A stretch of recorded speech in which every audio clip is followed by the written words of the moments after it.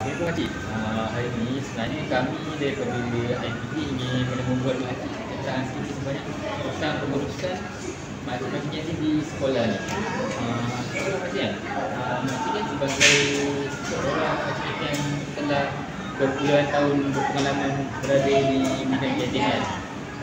Bolehkah Makcik terangkan tentang tugas harian Makcik pada awal pagi sampailah murid-murid sampai ke waktu rehat? Macam kan, masak cake kuah. Lepas tu yang diorang nanti bagian macam makcik ni bagian apa, siang sayur ke apa semua kan. Nanti ada bagian goreng ayam. Lepas tu yang ada bagian sini ni. Maksudnya setiap hari tugas dia dah yang setting lah. Setiap hari sama lah. Sama. Setiap tu sama. Hari-hari macam tu. Hari-hari macam tu lah. Sampai Sampai.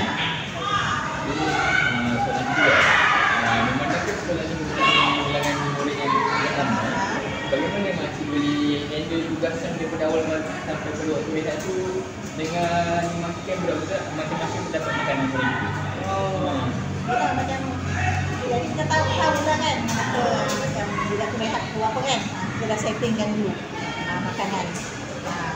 Macam budak rehat 9:30 kan, jadi pukul dan pagi tu dah start lah kita ada goreng tu dah sarapan tu dah buat lah semua. Seterusnya sebelum kita apakah harapan makcik bagi kantin di sekolah ini? Apakah harapan makcik? Harapan Harapan terus maju lah terus. Alhamdulillah nampaknya makanan tu harganya bagus kawan kan. Alhamdulillah dan kita ni nak buat lagi dekat itu. Alhamdulillah. Alhamdulillah. Terima kasih. Jadi tak gambar sikit. Alah nak gambar pula. Saya kat mana? Dekat mana ni? Saya apa ya? Macam artis pula ya. Dengan nama juga ni. Oh, terima kasih.